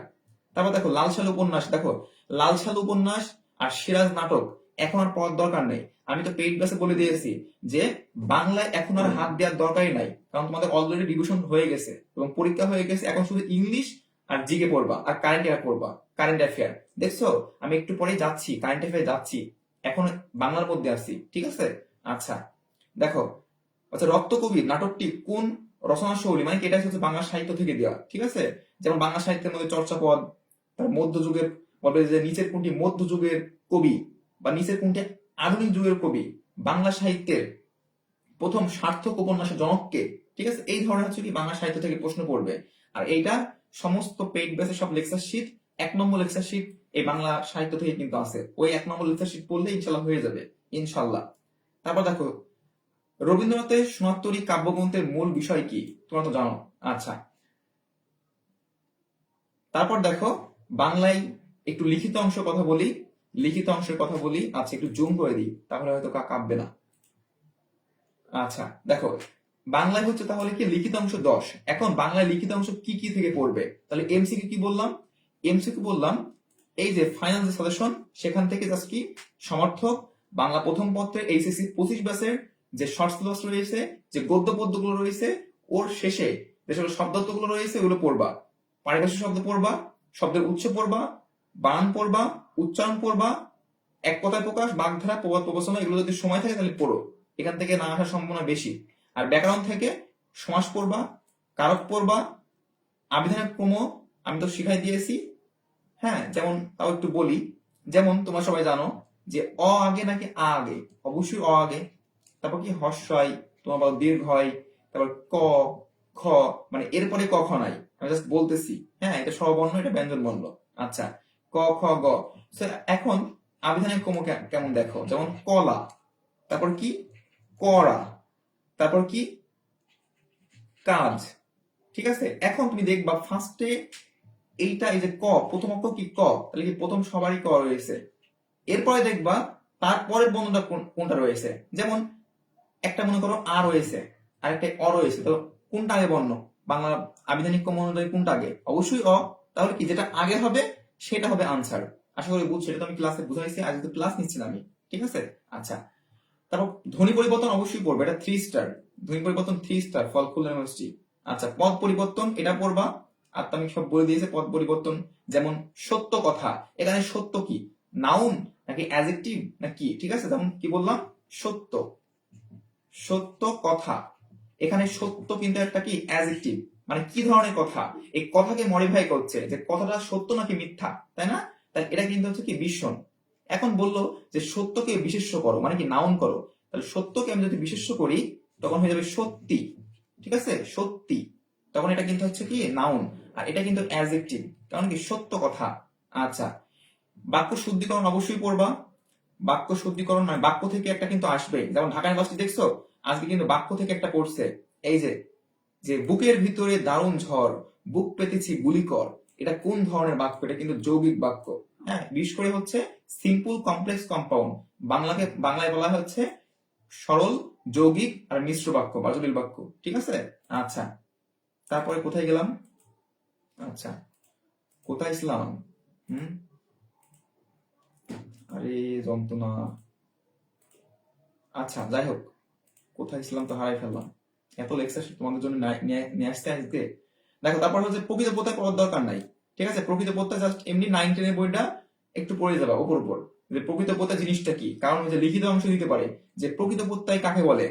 কারণ ওই যে বললাম লিখিত অংশ কিন্তু শর্ট প্রশ্ন আসবে, আর শর্ট প্রশ্ন মানে এই যে তোমাদের আমার যে এক্সাম বেসে নেওয়া হচ্ছে, শর্ট প্রশ্ন কেমন দেখা আমি তোমাদের একটু দেখাই। হ্যাঁ, এটা তো হচ্ছে ডি ইউনিটের পরীক্ষা। ডি ইউনিট সম্পর্কে একটু পরে বলবো, আগে সি ইউনিট বলে নিই। দেখো, ডি ইউনিট হচ্ছে, এ তো ডি ইউনিটের পরীক্ষা, সি ইউনিট কোথায় গেল? এত লেকচার শিট এই লেকচার শিটের মধ্যে পাওয়া যায় না। আচ্ছা, এই যে, আচ্ছা এই যে, এটা কি ডি ইউনিট নাকি? এটা সি ইউনিট। হ্যাঁ, আচ্ছা কোথায় ছিলাম আমরা? শর্ট প্রশ্ন, বাংলা শর্ট প্রশ্ন। দেখো বাংলা শর্ট প্রশ্ন কেমন হয়, এই যে দেখো, বাংলায় 10 মার্ক, এর মধ্যে কি বলেছি, কারক কাকে বলে উদাহরণ সহ লেখো। এখন এখানে একটা কথা আছে যে শর্ট প্রশ্নগুলো লিখবা কেমন করে। দেখো মাত্র কিন্তু 45 মিনিট সময়। কত মিনিট? 45 minute. So you have to maintain your time. Without time management you can not, obviously you can not, পারবা না without time management. Time is কি, বুঝছো? Time and try do it for none ভাই। সময় যে কখন চলে যাবে হলে থেকে এই 45 মিনিট নিজেও টের পাবা না। সো টাইম ম্যানেজমেন্ট করতে হবে। যেমন এখানে বলছে কারক কাকে বলে উদাহরণ সহ। যদি তোমাকে বলে যে উদাহরণ দাও, যেমন বলো যে সমাস কাকে বলে, উদাহরণ দাও। উদাহরণ, তারপর হচ্ছে উপসর্গ কাকে বলে, উপসর্গ, ঠিক আছে, উপসর্গ কাকে বলে, প্রত্যয় কাকে বলে, প্রত্যয় কাকে বলে, উদাহরণ দাও। তখন কিন্তু হচ্ছে প্রত্যয়ের ডেফিনিশন দিবা প্লাস উদাহরণ দিবা, একটা দিবা, দুইটা দেওয়ার দরকার নেই। কারণ কি তোমার একটা দিলেও যে নম্বর, দুইটা দিলেও তাও নম্বর। এখন তুমি দুইটা লিখতে গিয়ে মনে করো বানান মিস্টেক করে ফেলেছো, মানে বানান ভুল, তাহলে কি তোমার কিন্তু মাইনাস হয়ে যাবে, সেটা সাবধান। আবার দুইটা লিখতে গিয়ে কিন্তু টাইম অনেক চলে যাবে, তো টাইম তো নাই। তোমাকে চাইছে যে কারক কাকে বলে উদাহরণ দাও, এখন তো তোমাকে বলি নাই যে দুইটা উদাহরণ দাও, তাই না? দেখো তাহলে কি কারক কাকে বলে, ক্রিয়াপদের সাথে নামপদের যে সম্পর্ক সেটাকে কারক বলে। শেষ, উদাহরণ মানে ডেফিনিশন শেষ। এবার কি একটা উদাহরণ দিয়ে দেবো যে আমি কলম দ্বারা লিখি, এটা হচ্ছে কি করণ কারক, কলমের নিচে আন্ডার লাইন, আমি কি দ্বারা লিখি, তাহলে কি শেষ, মাত্র 30 সেকেন্ড লাগবে। সমাস কাকে বলে, দেখো সমাস কাকে বলে, এটা তো বলি নাই যে সমাস কাকে বলে উদাহরণ সহ লেখো। এখন অনেকে কি করবে যে সমাস ডেফিনেশন দেবে, তারপরে কি করবে একটা পণ্ডিত করে, কি করবে পণ্ডিতি করে, এই যে পণ্ডিত, পণ্ডিত যারা তারা বাস খাবে। পণ্ডিত করে কি বলবে, একটা ড্যাশ বাক্য দেবে, একটা সমস্ত পদ দেবে এবং ওইটার কি সমাসের নাম লিখে আসবে। এবার যদি ভুল হয় মাইনাস। ওকে বলেছে যে সমাস কাকে বলে, ও একদম সব লিখে দিয়েছে, মানে সেইসে বাপের নাম, ঠিক আছে, আঞ্চলিকতাটা আনছি, মানে সাইসে বাপের নাম, যে তোমার what is your father name, আছে মাই গ্র্যান্ডফাদার নেম ইজ সলিমউদ্দিন, তো হবে তোমার সেইসে বাপের নাম, মাই ফাদার নেম ইজ কি বলো বল্টু। আচ্ছা, আর তুমি বলছো my grandfather name is Salimuddin, my grandmother name is, মানে 14 গোষ্ঠীর নাম বলছে। তো এটা এটা করলে তো তোমার তেমন বলবে যে এটা সাবাবাজ, একটা বেশি কথা বলে, টকিটিভ। সাবাবাজ তো না, এটা টকিটিভ, এ বেশি এটা ফাত্রার মতন। এত এত তো বলার দরকার নাই, বা এত লেখার তো দরকার নাই। তোমার বলেছে যেটা সেটা লিখবা। ওই যেমন টাইম ম্যানেজমেন্ট, এটা কিন্তু পেইড ব্যাচ আমি খুব ভালো করে বলেছি, পেইড ব্যাচে প্রত্যেকটা পেইড ব্যাচ কিন্তু ভালো করে বলেছি। যেমন গায়ে হলুদ কোন সমাস, জাস্ট সমাস বলেছে, তোমাকে তো বলি নাই ভাইয়া যে এটা ব্যাস বাক্য করো বা ব্যাস বাক্য সহ সমাস লেখো, বলি নাই। জাস্ট বলছে কি গায়ে হলুদ কোন সমাস, গায়ে হলুদ হচ্ছে বহুব্রীহি সমাস, বহুব্রীহি সমাস, তো তুমি লিখে দাও বহুব্রীহি সমাস, শেষ। আর বানান যেন ভুল করবে না, অনেক করবে কি বহুব্রীহি বানান কিন্তু ভুল করবে, এগুলো এগুলো কিন্তু ভুল করা যাবে না, ঠিক আছে। আচ্ছা, অনেকে করবে কি গায়ে ও হলুদ বহুব্রীহি সমাস, তাহলে কি গায়ে হলুদ কিন্তু বহুব্রীহি সমাস হয়, ব্যাক বাক্য হলো, যেই ব্যাক বাক্য ভুল লিখবে ও কিন্তু ক্রস খাবে, মানে কি জিরো খাবে। সো এটা সাবধান, তোমার যা প্রশ্ন দেবে তুমি সেটা লিখবা, আগ বাড়ায় কিছু লিখতে যাবে না। যেমন উপসর্গ কাকে বলে, জাস্ট ডেফিনিশন দিবা শেষ। আচ্ছা, বাংলা সাহিত্যের প্রথম মহাকাব্যকার, জাস্ট মহাকাব্যকার কোনটি, ওই মহাকাব্য লিখে দিলেই শেষ, অত বেশি লিখতে হবে না। তারপর দেখো অপিনিহিতি কাকে বলে, ওই ধ্বনি পরিবর্তন থেকে আসছে, যেমন এর আগের বার আসছিল অবিশ্রুতি কাকে বলে, ঠিক আছে, ধ্বনি পরিবর্তন থেকে। আচ্ছা, প্রত্যয় কাকে বলে, ডেফিনিশন ডেফিনিশন দিবা শেষ। এই যে আদাত শব্দের অর্থ কি, আবার দিতে পারে যে সাপোজ একটা বানান দিল, বানান বলবে যে এটার হচ্ছে সঠিক বানান লেখো বা এটা সঠিক উচ্চারণ লেখো, এরকম করে কিন্তু তোমার হচ্ছে বাংলায় লিখিত অংশে এর দশমিক দিতে পারে। এখান থেকে যদি 5টা দেয় বা 7টা দেয়, যাই হোক, তোমাকে এক্সপ্লেনেশন দিতে পারে। যেমন এই যে অনুচ্ছেদ, এর আগের বার আসছিল কি অনুচ্ছেদ লেখা, যেমন সারাংশ, সারমর্ম, ভাব সম্প্রসারণ দিতে পারে, বাট নাম্বার খুব কম দেবে, কারণ বাংলায় লিখিত অংশ মাত্র 10 মার্ক। তো এই 10 মার্কের মধ্যে দেখো তাহলে কোন কোন টপিক থেকে দিবে, অবশ্যই শর্ট প্রশ্ন তো দিবেই, আর শর্ট প্রশ্নের মধ্যে কিন্তু সবই থাকবে। এইচএসসি বাংলা ফার্স্ট পেপারের যেমন বিষয় থাকবে, যেমন বাংলা সাহিত্য বিষয় থাকবে। সাহিত্য বলতে এই যে বাংলা সাহিত্যের প্রথম মহাকাব্যকার, বা হচ্ছে সাপোজ বলো যে প্রাগৈতিহাসিক এটা কার লেখা, ছাড়পত্র কার লেখা, মধ্যযুগের কবিকে, সাপোজ এইরকম বাংলা সাহিত্য থেকে আসবে, ঠিক আছে। আর কি যদি একটা তোমার তোমার অনুচ্ছেদ বা সারাংশ সারমর্ম যদি দেয়, তুমি আগে দেখবা যে ওটা কত নম্বরের জন্য দিয়েছে। যেমন এটা 2 নম্বর, তাহলে কি তোমাকে 2 নম্বর জন্য লিখতে হবে। এখন তুমি 2 নম্বরের জন্য দিয়েছো, তুমি লিখে যাচ্ছ লিখে যাচ্ছ লিখে যাচ্ছ লিখে যাচ্ছ লিখে যাচ্ছ লিখে যাচ্ছ, এরাম করলে তো ভাই হবে না, এইরকম করলে হবে না, ঠিক আছে। তোমাকে you have to maintain your time, কি বললাম, you have to maintain your time, বুঝছো, টাইম ম্যানেজমেন্ট শিখতে হবে, কারণ time and tide wait for none, yes, পোলাপান বোঝে না। আচ্ছা, এই বাংলা গেল, এইবার দেখো ইংলিশে যেটা হচ্ছে তোমাদের অনেকের অনেকের কি বলবো, অনেকের অনেক চিন্তা ইংলিশে কি করব। দেখো ফার্স্ট অফ অল তোমার সেন্টেন্স কারেকশন দেখছো প্রথমেই রাখছি, এটা ঢাকায় মাস্টার আসছে, খুলনা মাস্টার আসবে, আর তার সাথে আরেকটা লিখছে পিন পয়েন্ট ইরো, এটা ওয়ান কাইন্ড অফ সেন্টেন্স কারেকশনের মধ্যে মধ্যে যেমন একটা সেন্টেন্স দিল, এখানে একটা আন্ডারলাইন, এখানে একটা আন্ডারলাইন, এখানে একটা আন্ডারলাইন, এখানে একটা, বলবে এই 4টার মধ্যে কোনটা ভুল দেওয়া রয়েছে, তাহলে কি যেটা ভুল সেটাই আনসার, সেটাই গুলো পূরণ করতে হবে, ঠিক আছে। আচ্ছা, আর সেন্টেন্স কারেকশন কিন্তু তোমরা জানো, ঠিক আছে। তো সেন্টেন্স কারেকশনটা অবশ্যই পড়বা, এখান থেকে এমসিকিউ আসবে, রিটেন আসবে ইনশাল্লাহ। আর কি বলবো, ইংলিশ সাহিত্য তো আর বলবো না। আর ইংলিশ সাহিত্য অনেকে মনে করে কোন জায়গা থেকে পড়বো, দেখো তোমাদের সকল পেইড ব্যাচে যেমন হচ্ছে ইংলিশ সাহিত্যের উপর একটা লেকচার শিট দেওয়া হয়েছে, ঠিক আছে, 2টা লেকচার শিট, এটা পড়লে হয়ে যাবে। যেমন ঢাকা ইউনিভার্সিটি এই যে আমার লেকচার শিট থেকে মেটাফোর পড়ছে, এই যে সিমিলি মেটাফোর খুব সুন্দর করে এক্সাম্পল গুলো দেওয়া রয়েছে, এইগুলো ভালো করে দেখে যাবা, ইনশাল্লাহ হয়ে যাবে। আচ্ছা, তারপর দেখো ন্যারেশন অবশ্যই আসবে, ভয়েস আসবে, কারণ কি দেখো তোমার এমসিকিউ কিন্তু 25 মার্ক, কত মার্ক, 25 মার্ক। এইবার কিন্তু প্রত্যেকটা টপিক কিন্তু টাচ করবে, রাজশাহী ইউনিভার্সিটির মতন, রাজশাহী যেমন হচ্ছে 28টা এমসিকিউ দেয়, ঠিক আছে। সো ওখানে কিন্তু প্রত্যেকটা টপিক কিন্তু টাচ করে, এইরকম করে কিন্তু প্রত্যেক টপিক কিন্তু টাচ করতে পারে। সো এইগুলো আগে দেখবা, যেগুলো প্রথমে আমি দিয়েছি, যেমন sentence correction, pin point error, English সাহিত্য, narration, voice, transformation of sentence, ঠিক আছে, subject verb agreement, right from verb, এটা কিন্তু এক লাইনে লিখছি, মানে কি এটা একই সাথে, যেমন হির পরে গো হয় নাকি গোজ হয়, হির পরে গোজ হয়, শেষ।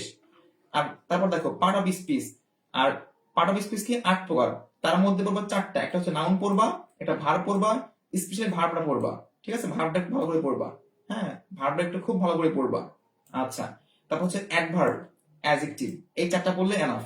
তারপর হচ্ছে ট্রান্সলেশন মাস্ট, এটা 4 স্টার দিয়ে রাখো, মানে কিউব দিয়ে রাখো, ঠিক আছে, মানে কোটি কোটি স্টার দিয়ে রাখো, ট্রান্সলেশন তো মাস্ট চাইবে।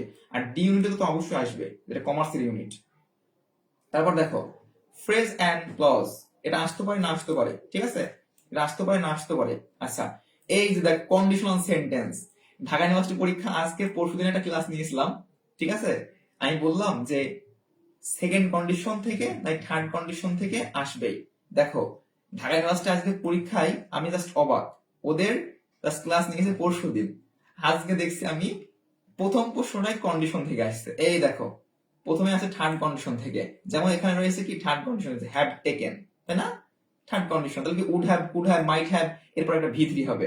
আরেকটা দেখলাম আসছে আমি তো অবাক, মানে কন্ডিশনাল সেন্টেন্স থেকে আছে দুইটা প্রশ্ন, মানে 15 মার্কের মধ্যে কন্ডিশনাল থেকে আছে 15, মানে দুইটা। দেখো এই যে হ্যাড আই বিন, এই যে হ্যাড আই বিন, তাহলে কি এটা কিন্তু মানে থার্ড কন্ডিশন। দেখো একটা কথা শিখে দিই, এই যে হ্যাড নিয়ে আমি ওদেরকে সলভ করে দিছিলাম, তোমাদেরকে একটু বলে দিই, এটা কোন মাসে আসতে পারে। যদি আসে তাহলে তো তোমরা লাকি যে ভাইয়ার ক্লাস করছিলাম, ভাইয়ার ক্লাস থেকেই 1 মাস সলিউশন পেয়ে গেছি। দেখো এই হ্যাড থাকলে কিন্তু থার্ড কন্ডিশন হবে না। আমি মাঝে যেমন অফলাইন ব্যাসে বলি, তোমরা হয়তো পড়ছো যারা অফলাইন ব্যাসে আসো, হ্যাড থাকলেই অনেকে শিখাইবে যে চোখ কান বুঝে থার্ড কন্ডিশন দিয়ে দেওয়া, আর কি মাইনাস হয়ে যাবে মার্ক। নো, হ্যাড থাকলেই কিন্তু থার্ড কন্ডিশন নাই। তাহলে কি করবা, হ্যাড যদি থাকে এরপরে দেখবা যে সাবজেক্টের পরে কোনো ভি3 আছে কিনা। কি আছে, যদি ভি3 থাকে তাহলে অবশ্যই সেটা হচ্ছে থার্ড কন্ডিশন। যেমন আমি বললাম যে হ্যাড আই আ কার, এরপর মনে করেন ড্যাশ দিয়েছে, তখন কি করে পোলাপান ওই যে কোনো একটা কোশ্চেন শিখছে, ভাইয়া বলছে যে হ্যাড দেখবা যেখানেই সেখানেই মেনে দেবা থার্ড কন্ডিশন, ঠিক আছে। কিন্তু নো, নেভার। তাহলে কি বললাম যে অফলাইন যেমন বলেছি, ওদেরকে শিখাইছি খুব ভালো করে যে হ্যাডের পরে যদি কোনো সাবজেক্ট থাকে এবং তারপরে যদি কোনো ভি3 থাকে, মানে পাস্ট পার্টিসিপল ভার্বের 3 নম্বর রূপ, যেমন ডু ডিড ডান, এই ডান যদি থাকে, যেমন এখানে দিয়েছে বিন, বি ভার্বে বিন, বিন, ঠিক আছে, এটা হচ্ছে বিন, মানে কি বি ভার্বের পাস্ট পার্টিসিপল ভি3, সেই ক্ষেত্রে হবে থার্ড কন্ডিশন। আর যদি তাহলে এটা কি হবে, হ্যাড আই কার, এটা হবে সেকেন্ড কন্ডিশন। কোন কন্ডিশন, সেকেন্ড কন্ডিশন। আমি কিন্তু চিল্লাই বলছি, যদি কষ্ট হচ্ছে, হ্যাঁ। তো তোমরা যদি পাবলিকান হয় এটা আমার সার্থকতা, ঠিক আছে। আচ্ছা, তাহলে এটা বুঝছো আই থিঙ্ক। আমি ইন্টারেস্টিং, মানে আজকে প্রশ্ন দেখার ফলে যে আমি পরশু দিনকে পোলাপানকে করাইলাম, আর কন্ডিশন থেকে আসছে দুইটা প্রশ্ন, মানে এটা জাস্ট। আবার ইংলিশ সাহিত্য থেকে প্রশ্ন আসছে, মানে ইংলিশ সাহিত্য থেকে ঢাকা ইউনিভার্সিটি প্রশ্ন করে না, বিউনিটি মানে সাধারণত প্রশ্ন করে না, হ্যাঁ। এটা খুলনা ইউনিভার্সিটি প্রচুর প্রশ্ন করে ইংলিশ সাহিত্য থেকে, কিন্তু আজকে দেখছি মেটাফর চলে আসছে। মানে একটু প্রশ্ন প্যাটার্নটা একটু চেঞ্জ করছে দেখছি ঢাকা ইউনিভার্সিটি। তো যাই হোক, যাই দিক, তোমাদের তো সলিউশন দিয়ে দিচ্ছি। আচ্ছা, এইবার দেখো বলেছিলাম ইংলিশে। আচ্ছা, এই যে টেন্স একটু দেখবা, বলবে যে আইডেন্টিফাই দ্য টেন্স, ঠিক আছে। তারপর কি সেন্টেন্সটা দেখবা, আর সেন্টেন্সের মধ্যে দেখবা হচ্ছে সিম্পল কমপ্লেক্স কম্পাউন্ড, ঠিক আছে। কি বললাম, সিম্পল কমপ্লেক্স কম্পাউন্ড। আচ্ছা, তারপর দেখো 11 নম্বর যে টপিকটা লিখেছি, এই টপিকটা দেখো কেন লিখছি। খুলনা ইউনিভার্সিটি ওই যে বললাম ইংলিশে কিন্তু 5টা এমসিকিউ ফের বাড়াইছে, আগে ছিল কিন্তু এর আগের বছর ছিল 20টা, এখন কিন্তু 5টা এমসিকিউ ইনক্রিজ করছে। দ্যাট ইজ হয় এই যে 5 মার্ক কোন কোন টপিক থেকে দেবে, অবশ্যই দুইটা টপিক থেকে দেবে। একটা হচ্ছে কম্প্রিহেনশন প্যাসেজ আসতে পারে, ঠিক আছে। কম্প্রিহেনশন কি, প্যাসেজ, মানে একটা প্যাসেজ দিবে, হতে পারে টেক্সচুয়াল বোর্ড বই থেকে বা বোর্ড বইয়ের বাইরে, মানে ইউজুয়ালি তোমার হচ্ছে বোর্ড বইয়ের বাইরে থেকে দেয়, ওখান থেকে 4টা বা 5টা এমসিকিউ আনসার দিতে হয়। যদি ওটা আসে তাহলে এইগুলো আসবে না, এই যে আর্টিকেল, কিন্তু এগুলো ডি ইউনিটে আসবে, ডি ইউনিট। যেমন এর আগে আর্টিকেল থেকে প্রশ্ন আসছে, ডি ইউনিট মানে কমার্সের ইউনিট, ট্যাগ কোশ্চেন থেকে আসছে, তারপর হচ্ছে না এই দুটো থেকে আসছে। আর ইনভার্সন অফ ভার্ব, আর এইগুলো কিন্তু ছোট মানে ছোট্ট ছোট টপিক, যেমন ট্যাগ কোশ্চেন তোমরা সবাই পারো, আর্টিকেল সেই ক্লাস 6 থেকে পড়ছো, আর্টিকেল ট্যাগ কোশ্চেন ক্লাস 11-12 থেকে পড়ছো। তারপর কি ইনভার্সন অফ ভার্ব, এটা অনেকের অড মনে হচ্ছে, আর এটা মাত্র কি লেকচার শিট দিয়ে দিয়েছি পেইড ব্যাচে, মাত্র 2 থেকে 4টা রুলস, ওইটা জানলে হবে।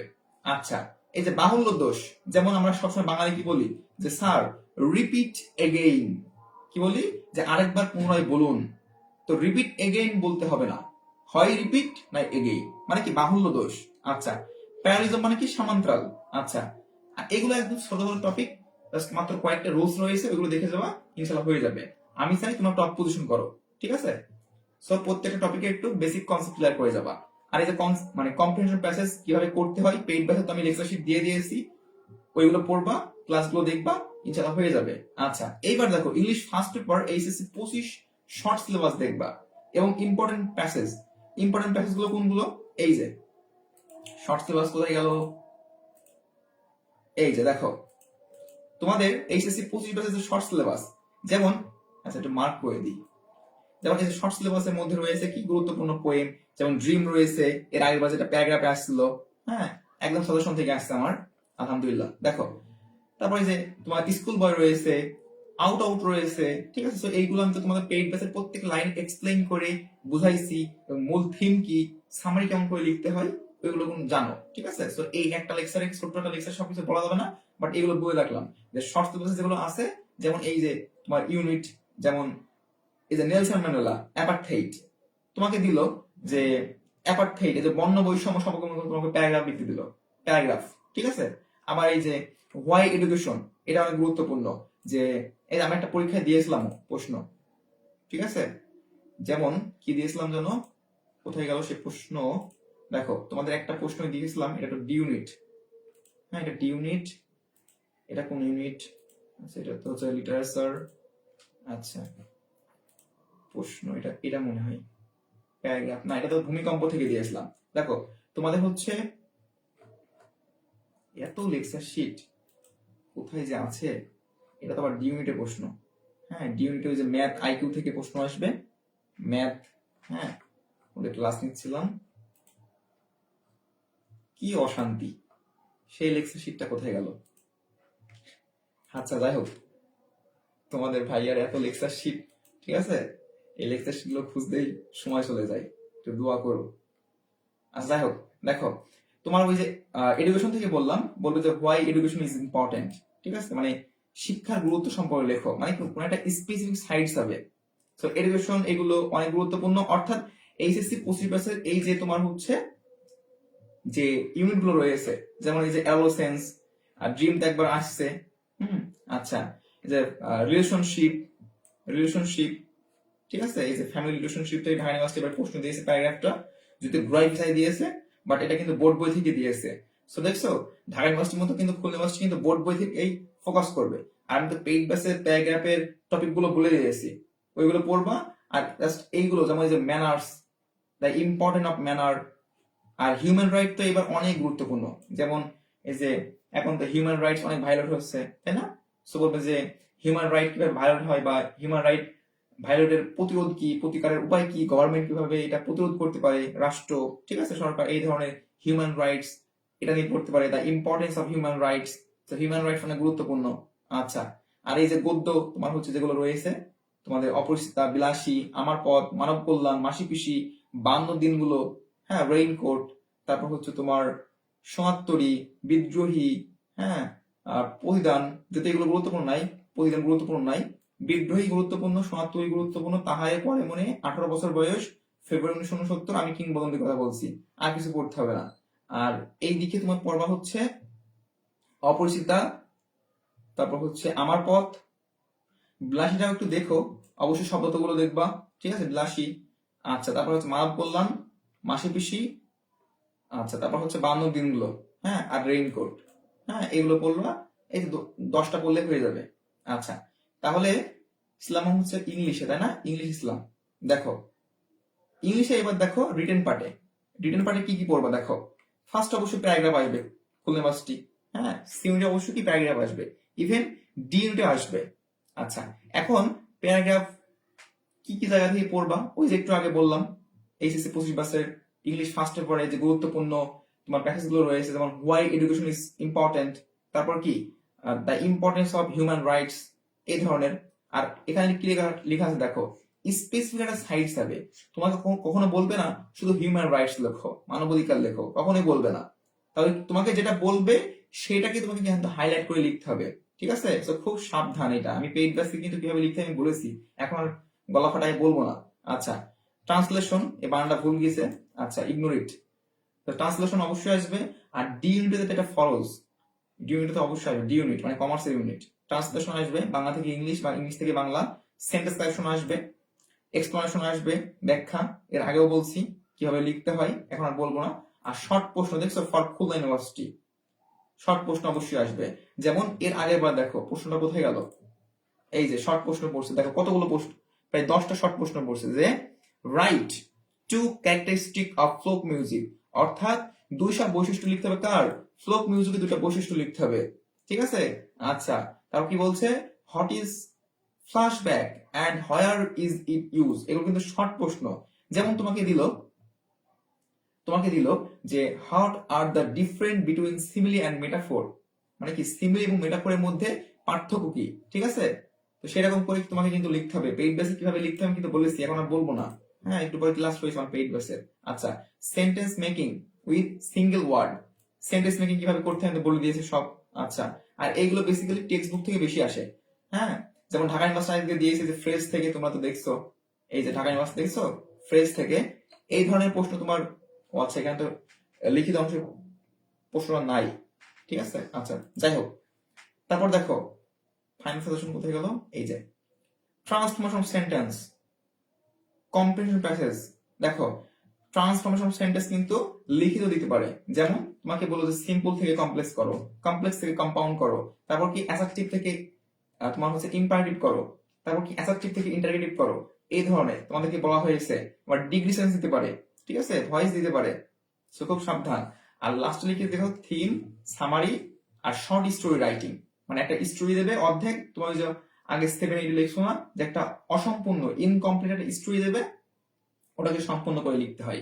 বাট এটা দেখছো একদম লাস্টে লিখছি, মানে কি এটা আসতে পারে না আসতে পারে, বাট এইগুলো অবশ্যই পড়বা, এই টপিকগুলো অবশ্যই দেখে যাবা।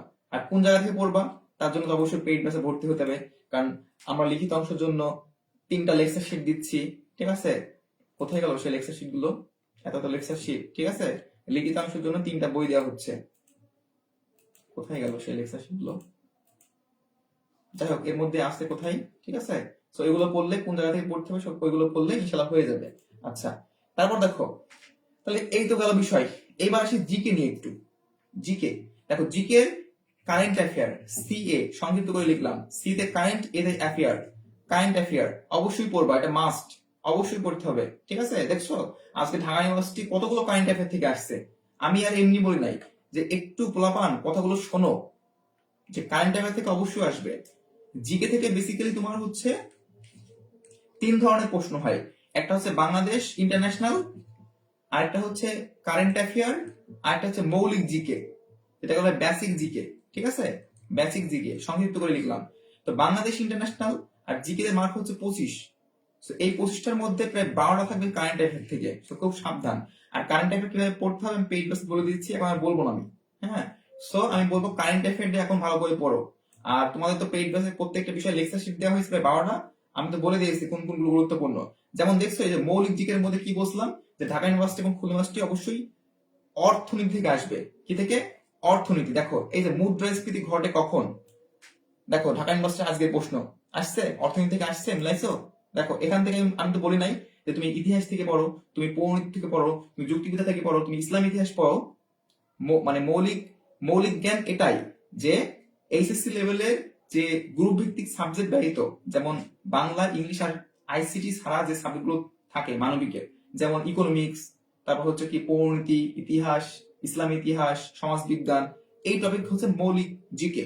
তো মৌলিক জিকের মধ্যে আমি কি বলছিলাম, যে ইকোনমিক্স থেকে অবশ্যই প্রশ্ন আসবে। যেমন খুলনা ইউনিভার্সিটি ডি ইউনিটে, খুলনা ইউনিভার্সিটি ডি ইউনিটে তোমার অবশ্যই ডি ইউনিট মানে ব্যবসা শাখায় সব ইকোনমিক্স থেকে আসবে। এর আগে যখন আসছিল, এইবার আসবে ইনশাল্লাহ, সব নাই ম্যাক্সিমাম। আচ্ছা, তো দেখো বলছে মুদ্রাস্ফীতি ঘটে কখন, এই যে লেকচার শিটে কিন্তু ছিল এটা, যে অর্থের যোগান বৃদ্ধি পায়। আমার লেকচার শিটে একদম হুবহু ছিল এটা, যারা পড়ে গেছে তারা পারছে। তোমাদের কিন্তু মৌলিক জিকের উপরে 6টা লেকচার শিট দেওয়া হয়েছে, আমি বলেছি এই 6টার মধ্যে তোমরা পড়বো শুধু ইকোনমিক্স পড়বা, শুধু ইকোনমিক্স পড়বা, অর্থনীতি পড়বা, অত এই যে পৌরনীতি, ইতিহাস এগুলো পড়ার দরকার নাই। যারা পড়ে গেছে কতগুলো শুন, তারা পাবলিকের হতে পারবে, আর যারা হাম্মারেঙ্গা তাম্মারেঙ্গা করবে তারা এরকমই যাবে। হুম, আচ্ছা, যাই হোক, নাথিং টু সে। হ্যাঁ, মানে ওই যে একটা কথা আছে না ইংলিশে, যে লুক বিফোর ইউ লেট। ভাবিয়া করিও কাজ, করার পরে ভাবতে হবে না যে ভাইয়া বলছিল, ভাইয়ার কথা বলে না শুনে এখন আফসোস করতে হবে না, এখন দাঁত কামড়ায় কিছু লাভ নেই, nothing to do. Dhaka university একবারই সুযোগ, বুঝছো, ঢাকা ইউনিভার্সিটি একবারই সুযোগ। আচ্ছা, যাই হোক, তো জিকেটা বললাম। এবার দেখো ডি ইউনিট মানে কি, ব্যবসা শাখার একটু বলি। দেখো ডি ইউনিটে আমরা একটু প্রশ্ন দেখি, ডি ইউনিটে প্রশ্ন কোথায় গেল, এই যে ডি ইউনিটে একটু প্রশ্ন দেখি। আচ্ছা, ডি ইউনিটে তোমাদের কিন্তু এইবার কিন্তু যে মার্ক ডিস্ট্রিবিউশন এটা কিন্তু চেঞ্জ করছে, এখানে কিন্তু কোনো ধরনের বাংলা থেকে প্রশ্ন আসবে না। এটা মানে বিগ বিগ বিগ অনেক বড় একটা সুযোগ তোমাদের জন্য, মানে একটা সাবজেক্টই নাই, শুধু ইংলিশ থেকে আসবে 60 মার্ক। একটু চিন্তা করো, এই যে খুলনা ইউনিভার্সিটি ডি ইউনিটের প্রশ্ন, ঠিক আছে, বিগত সালের। দেখো ফার্স্টে আসি ইংলিশে, ইংলিশে প্রশ্ন আসবে 60 মার্কের। একটু ইমাজিন করে দেখো, যে 100-র মধ্যে আমার ডি ইউনিটের প্রশ্ন হবে 60 মার্ক, মানে 100-র মধ্যে 60% আমার ইংলিশ। আর এই ইংলিশের মধ্যে দেখো তোমাদের কোন কোন টপিকগুলো পড়বা, যেমন লিখিত অংশ তোমাদের কিন্তু বলে দিয়েছে। তার আগে তোমার যে এক্সামগুলো নেওয়া হচ্ছে, যেমন এই যে আমার পেইড বেসে এক্সামগুলো নেওয়া হচ্ছে, এই এক্সামগুলো কি ধরনের নেওয়া হচ্ছে দেখো।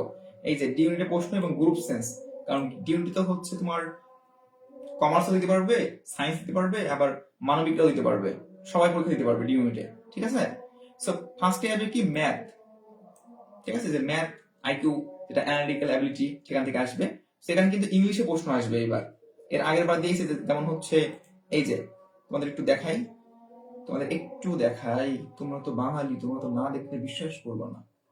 আচ্ছা, যেমন দেখো একদমই সহজ প্রশ্ন বলছে, একটি গাছ প্রতিদিন দ্বিগুণ হারে বৃদ্ধি পায়। একটু জুম করে দিই, তোমরা কি দেখতে পাচ্ছ? আচ্ছা দেখো, বলছে একটি গাছ প্রতিদিন দ্বিগুণ হারে বৃদ্ধি পায় যদি গাছটির পূর্ণ উচ্চতা পেতে, আর এই ধরনের প্রশ্ন কিন্তু সিউনিটি আসবে না। যদি সিউনিটি কখন দেয়, আইকিউ দেয়, তাহলে হচ্ছে তোমার ওই দিক নিয়ে আসবে, যে এরকম তীর চিহ্ন, ওইগুলো তো আমি বুঝাইছি কেমন করে, ঠিক আছে, এবং তীর চিহ্ন দিক দিক, হ্যাঁ এরকম দিক নিয়ে আসে। আচ্ছা, তো দেখো বলছে একটি গাছ, মানে কি এটা পাটিগণিত থেকে, আমি এখন ক্লাস নিব না। দেখো এক্সপ্লানেশন রয়েছে, মানে একদম সহজ সহজ, কিন্তু দুই একটা কঠিন দিবে, মানে দুই একটা কঠিন বলতে একটু কঠিন দিবে, একটু বড় ধরনের ম্যাথ দিবে, বাট দেখো এগুলো কিন্তু একদম সহজ সহজ। হ্যাঁ, এগুলো কি একদম হচ্ছে কি সহজ সহজ। আর ম্যাক্সিমাম ক্ষেত্রে হচ্ছে পাটিগণিত থেকে দিবে, কি থেকে দিবে, পাটিগণিত থেকে দিবে। আর ওই যে তোমার 9-10-এ করছো না সেট, ওই যে সেট, তারপর কি আমরা 9-10-এ করছি সসীম ধারা, অসীম ধারা, ঠিক আছে, মানে কি মনে করো সাপোজ দিল যে 1, 3, 9 dot dot dot dot dot, এরপরে কি হবে, কোন সংখ্যাটা হবে, এই ধরনের প্রশ্ন, সসীম ধারা, অসীম ধারা, সেট পড়ে যাবা। আর একটা দিতে পারে, সেটা হচ্ছে ওই যে জ্যামিতি থেকে, একদম সহজ করে জ্যামিতি থেকে দিতে পারে, যেমন এর আগের বার একটা দিয়েছে, এই যে জ্যামিতি থেকে একটা দিয়েছে, ঠিক আছে। আচ্ছা তাহলে, আচ্ছা কে প্রশ্ন করেছে স্যার ব্যাচে ভর্তি হতে চাই, এই যে ফার্স্ট পেজ থেকে। আচ্ছা, ব্যাচে ভর্তি হওয়ার জন্য তুমি হচ্ছে আমার অ্যাডমিনকে লক দিও, ও তোমাকে ভর্তি করে নিবে, সমস্যা নাই। দেখো স্যার এরকম করে কেউ কারো ক্লাসে পাই নাই, ধন্যবাদ। আচ্ছা ধন্যবাদ না, এটা আমার কর্তব্য।